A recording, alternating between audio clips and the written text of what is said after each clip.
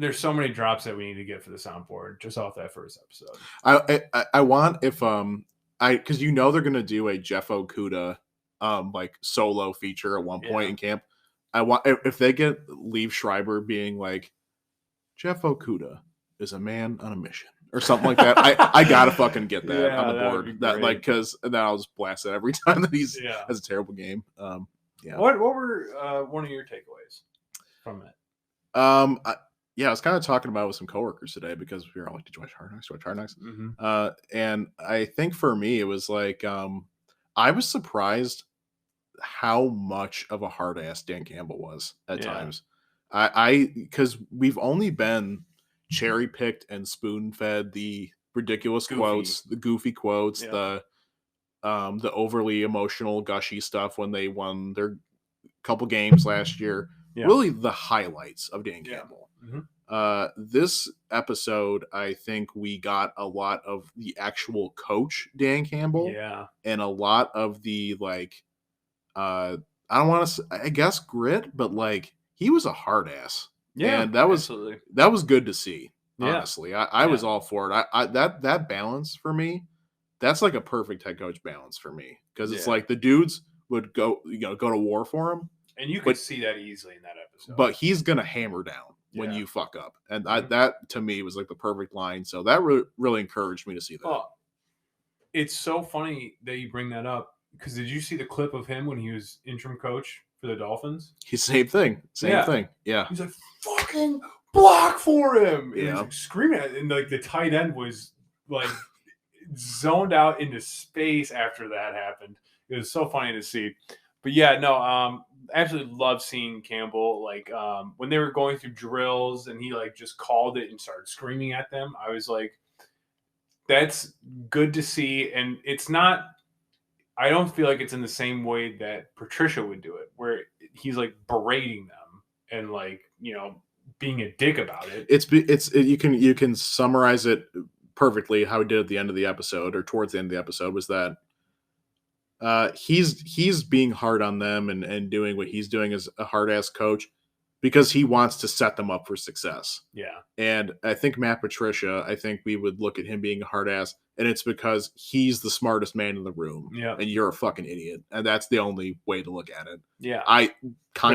That's how I saw it. That's how it was. Yeah. One of my takeaways, this has to be the best team at giving speeches. they were pretty good. There's a lot of good Campbell's opening speech, where he said, "We'll tread water as long as it takes to fucking bury you." Yeah, that was great. Absolute bar. Yeah. And then Jamal Williams, bar of the century, when he said, "If you're going to piss like a puppy, stay on the porch. Let the big dogs eat." Yeah. Oh, my God. You know what? I thought about this earlier today. The military, any military branch needs to recruit Dan Campbell because I would murder for this man. Like straight up. Like I could go to war for this man. Like actual war. I got a question too. Can I ask you something? I mean, this guy, he gets me fired up. That was actually probably one of my favorite clips too. Just that it was a really, really short clip, but it was him, it was Dan Campbell and Jamal Williams together. And he was asking like how you're doing, whatever. He's like, "Oh, I know you'll be ready." Like he wasn't worried about him at all. And like I like seeing how much they gelled. And like Jamal definitely seems to be that dude. I think everything that we've seen and heard about him, he's just been like he's been that guy, and it's good to see his personality really highlighted in this episode. Fans absolutely love him. I think he could be, I think he could be a captain this year. Honestly, yeah, sure. Team seems to love him.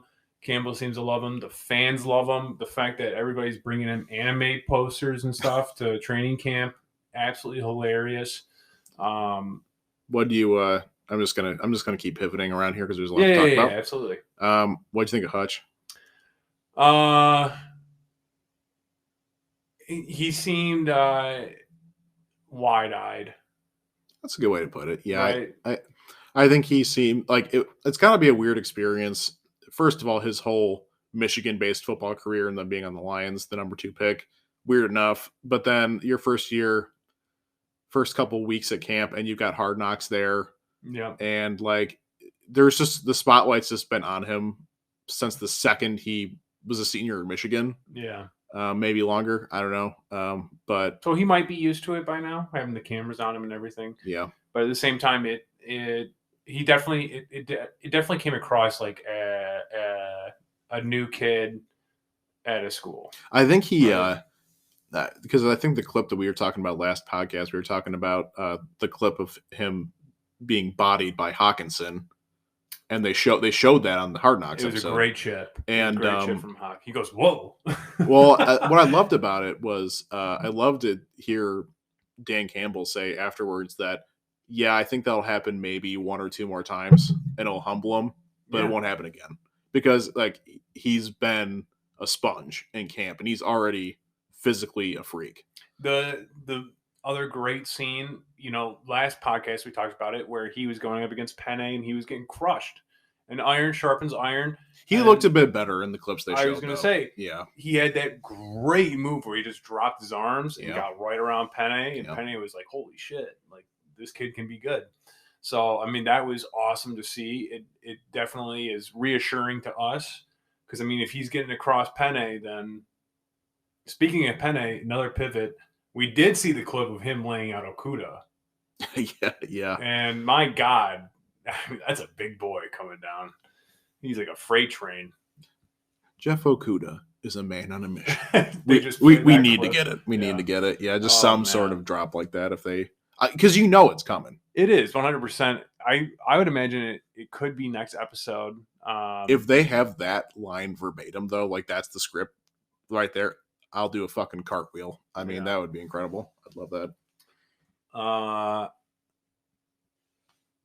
I'm just reading over my notes here. I mean, we got to talk about Hutch singing Billie Jean. Maybe cringe a bit. Made me cringe too. Love the fact at the end. The other one made me cringe more. Not gonna lie. Yeah, Malcolm Rodriguez. That made me cringe more. I popped on my phone. But that's not a dig on the guys. That's just a dig on. They do that at Hard Knocks all the time. They show the rookie, the rookie shenanigans. To, those always make me cringe. Yeah, supposed to get you out of your comfort zone, which I understand. But I mean, the internet absolutely freaking loved Hutch singing Billie Jean. I mean, they went nuts for it. Lions fans everywhere went nuts for it. I was more of a fan, if we're talking music here, I was more of a fan of the Metallica song to close the episode. That was badass. Yeah, that was sweet. Was very cool. I love he actually quoted the song too. Like that was funny to me because we always go Metallica Dan. He actually talked about Metallica episode 1. Yeah. It was pretty good. It was super interesting. They usually don't do this with Hard Knocks, at least from what I can remember. But this episode didn't feature a whole lot of players. Mainly featured a lot of coaches. They went through the whole thing of how, they had, I think, 80 seasons combined between a lot of the coaches. They had the whole segment with Deuce and Aaron Glenn, which was very fun to watch. But you think about the players that we didn't see basically anything of. Swift, Shark, J-Mo, Goff, which is a huge one. Basically the entire offensive line. There's a lot of episodes to go here. I think we have 4 more to go, or 5, but it was really interesting to kind of. I feel like they don't usually dive deep into the coaching staff. You know what? Usually just the head coach. You know what? Watching the coaches so much, and this made me think. And this might be the cue for the listeners to never listen to our podcast again. But really, it has to be said, it made me feel like, we come on here on our podcast and talk about the Lions. We talk about going to the games. We watch all the games. We have our takes on it. But man, we have no idea what we're talking about.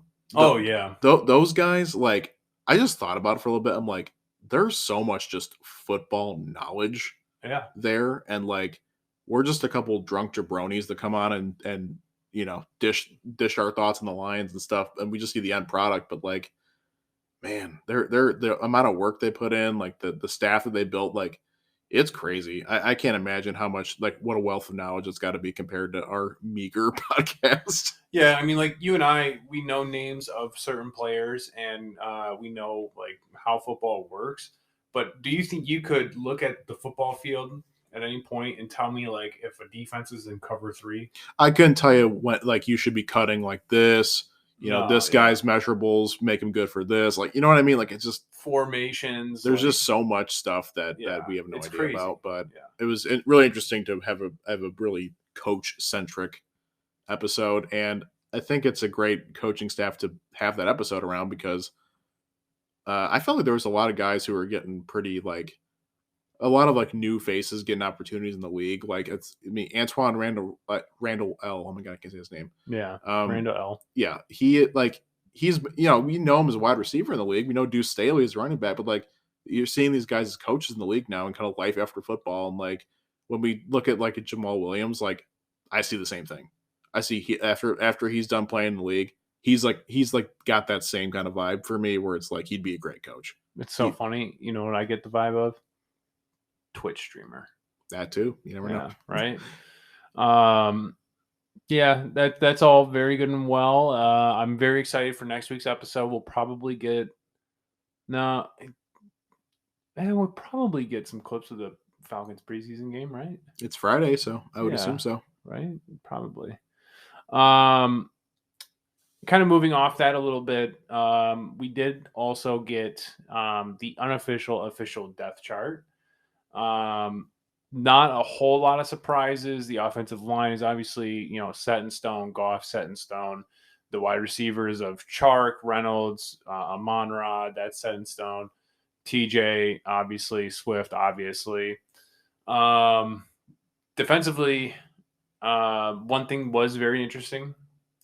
Will Harris listed above Jeff Okudah on the cornerbacks. Despite all that, Jeff Okudah obviously is coming back from a pretty serious injury. And he has been turning heads in camp more recently. So it's going to be really interesting to see if that changes before. I know it's still the unofficial depth chart. We'll see some starters on Friday, so who knows? But the thing about corner, though, is like it probably is a situation where even if he's listed 3, I mean, in a game, you're going to rotate guys, and he'll be on the field. He'll be making plays. Warrior is definitely our number 1. I mean, I don't think that's changing anytime soon. No. But I'm not surprised. I mean, I wish he had really blown everyone away and said, okay, guaranteed 2. Yeah. But we're just too early to know, and I think it's the right move. I don't think you want to put him right back in the spotlight immediately. I think you want to have him rotate in and out, ease him into it, and like if it sticks, it sticks. Maybe he starts making big plays, and then you can kind of bump him up. But I think it's the exact approach to take, and he has not done enough to cement anything. So sorry, it's kind of harsh, but it's where we're at with it. It might bring the dog out of him. I think that's maybe what they're hoping for too. Yeah, right. I think he'll be CB2 by end of training camp. Start of the season. I think end of the year he could be CB2. I think he'll be starting week 1. Sounds like they are actually really liking Will Harris. Will Harris played very well at corner, which is hilarious because he was just a god awful safety. But yeah, I think that was the one shock. And then Malcolm Rodriguez being super far low on the depth chart was also a little shocking because it sounds like he might be a starter by end of training camp. I wonder where Jared Davis will end up. He might be cut. Yeah. Haven't heard a single. You know what's so funny? I didn't hear a single lick about him during all these training camp tweets and stuff.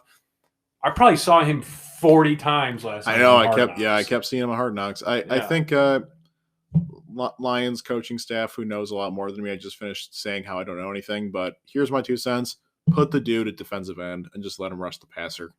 Somebody did say, I was reading an article from one of the Lions beat writers where they asked him, like, I haven't heard anything about Jared Davis. What's the deal? And he said, yeah, well, I mean, there just really hasn't been anything. The only thing that is noteworthy was him getting a sack on a blitz, which he's a beast. He's a physical beast. Yeah, he's a monster. He could definitely get sacks. I don't think he's cut out to be an NFL linebacker. No, I agree. Lucas is yawning, everybody. I've been yawning all episode. Finally, let's talk about the preseason game a little bit. Okay. I mean, yeah, sure. You got anything? No, I mean, I don't have anything to say until we've seen it, to be honest with you. I think the Hard Knock stuff, kind of, I don't know, it kind of is fresh in my mind. So there's a lot more to say there about the team. But this matchup, I mean, Falcons stink. Lions record last year wasn't too far off. Falcons have an intriguing QB battle going on. I guess they already said Mario was going to start, but we'll see. Yeah, no, absolutely. I think that I don't really care. I mean, if the Lions win or lose this game, it's kind of whatever. Can we? I mean, absolutely, 100%. But can we set some expectations for our starters when they get out there? No, because we don't know if they're even going to play. No. Campbell said they'll get out there for at least a quarter. All right. I'll throw you one out there. It's only one quarter, so I'm not expecting too many possessions. I want to see at least one touchdown out of the offense. I think that'll happen. The Falcons' defense is not good. Yeah, absolutely. I don't want to see too much innovation with the offense. Save that for the regular season, right? Yeah, you know what I want to see? I want to see what is so goddamn good about Tim Boyle and David Blau. Nothing. Nothing. I mean, holy really. Shit.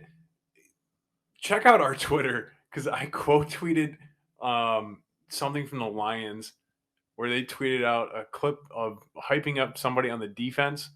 But holy shit, Tim Boyle literally threw the ball into his hands. And I said, if Tim Boyle beats out David Blau for this job, I'm going to scream. I know David Blau isn't much better. I know. Yeah. But Tim Boyle has to be bottom of the barrel. They're both atrocious. They are both bottom of the barrel backups in the league.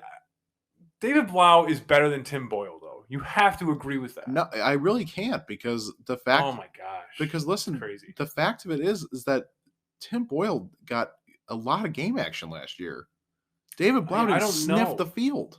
I do not understand why. Again, they know more than we do. You know, there has to be something there. I guess so. I mean, I can't for the life of me understand why you don't get a real backup. Like, you know, go get a Josh Rosen. Go get someone who's like a backup quarterback wants to play for a good team. Or a good backup quarterback wants to play for a good team. I don't know, man. Chase Daniels made a pretty nice career out of being a backup and never having to play. It doesn't really matter where you play. Yeah, well, he stunk. Yeah. So, he's better than these bozos, though. Are you kidding me? Dude, I don't think so. I mean, like when David Blau would come in, he would at least make some good plays. It feels like Tim Boyle never does that. Let's move off this. Another expectation. I'd love to see a sack. That's what I had written down for the defense. Yeah, and it would be really nice if it could be Lee McNeil or Hutch. Yeah. Or Okwara, because it's been a minute since we've been I don't thinking think about Romeo's playing. Okay. Yeah, it'd be nice to have a sack. That'd be good. Yeah. We'll probably be missing Pascal, Romeo, I think Julian Okwara. There's another defensive player that I think is still out. Jerry's still recovering, but he's apparently ahead of schedule, which is awesome. So, yeah, we're going to be missing some names on defense, but I think for the most part, we'll have a good amount of starters out there. I think Charles Harris will be lining on the other side of Hutch, which will be cool. Yeah. Charles Harris had a very solid season last year, so that'll be exciting. If all of our Kool-Aid drinking and this, comes to fruition, this Lions team is the product that we think it could be, the Falcons should be little to no competition for this team. I want to agree so badly. I know. But I cannot. Talk about ceilings and floors. I mean. Yeah.